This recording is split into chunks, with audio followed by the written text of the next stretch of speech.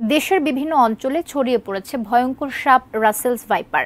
আতঙ্ক ছড়ানো বিষধর সাপ রাসেলস ভাইপার। মাটি খুঁড়লেই বেরিয়ে আসছে বিষধর সাপ। এক ভয়ঙ্কর বিষধর রাসেলস ভাইপার সাপ ধরা পড়ায় সাধারণ মানুষের মাঝে আতঙ্ক ছড়িয়ে পড়েছে। চন্দ্রবোরা সাপ ভারত, পাকিস্তান, শ্রীলঙ্কা, বাংলাদেশ ও নেপালে দেখা যায়। এটি ভারতের পশ্চিমবঙ্গের বেশিরভাগ জেলায়, বিশেষ করে নদিয়া, বর্ধমান, উত্তর 24 পরগনা ও বাঁকুড়া জেলার গ্রামাঞ্চলের ভয়ের অন্যতম কারণ।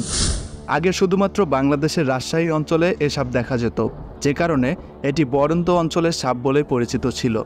বর্তমানে পদ্মা অববাহিকা ধরে দক্ষিণাঞ্চলের অনেক জেলায় চন্দ্রবোরা বিস্তৃত হয়েছে।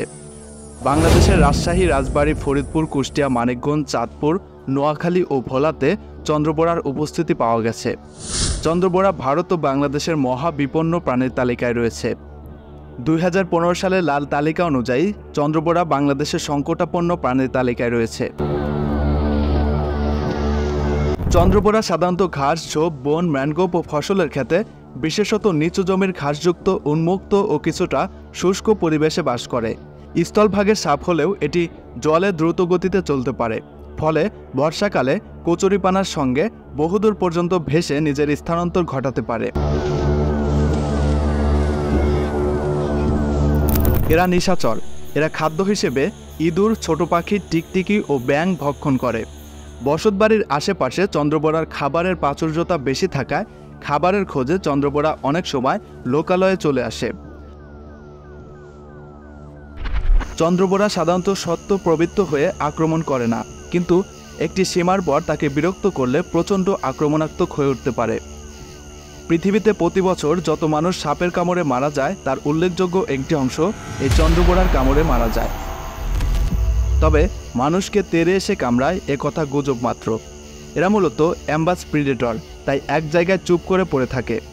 মানুষ বা বড় কোনো প্রাণী সামনে এলে এস আকৃতির কুণ্ডলি পাকিয়ে খুব জোরে জোরে হিস হিস শব্দ করে।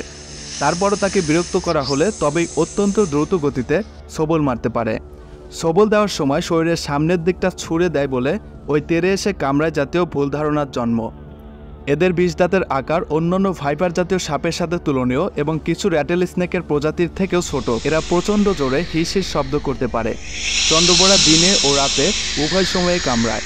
অন্য সাপ মানুষকে দংশনের পর সেখান থেকে দ্রুত সরে যায়, কিন্তু চন্দ্রবোরা অনেক সময় দংশন করে ধরে রাখতে পারে।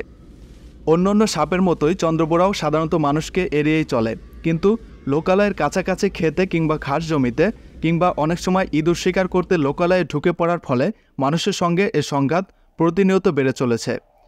প্রতি বছর উল্লেখযোগ্য সংখ্যক মানুষ কেবল এ সাপটির কামড়েই প্রাণ হারান।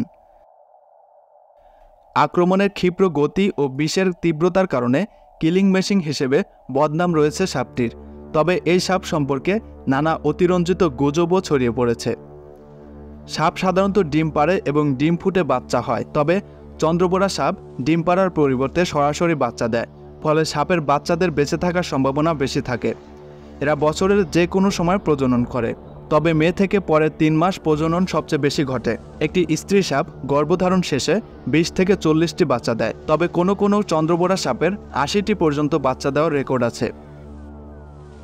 চন্দ্রবোরা সাপের কামড়ে তাৎক্ষণিক ক্ষতস্থানে ব্যথা শুরু হয় ও কিছুক্ষণের মধ্যে ক্ষতস্থান ফুলে যায়। রক্তক্ষরণ এর একটি সাধারণ লক্ষণ। এছাড়া রক্তচাপ ও হৃদস্পন্দনের হার কমে যায়। প্রায় 1/3 ক্ষেত্রে বমি হয় এবং মুখমণ্ডল ফুলে যায়। যথাযথ চিকিৎসা না নিলে 25 থেকে 30% ক্ষেত্রে কিডনি অকার্যকর হয়ে যায়। চন্দ্রবোরার বিষ হেপোটক্সিক, অর্থাৎ এর প্রভাবে লোহিত রক্তকণিকার ধ্বংস হয় ও বিভিন্ন অঙ্গ যেমন ফুসফুস, কিডনি ক্ষতিগ্রস্ত হয়। দ্রুত চিকিৎসা নিলে এবং অ্যান্টিভেনম প্রয়োগে বিষক্রিয়া সম্পর্কিত নানা শারীরিক জটিলতার হার বহুলাংশে কমানো যায়।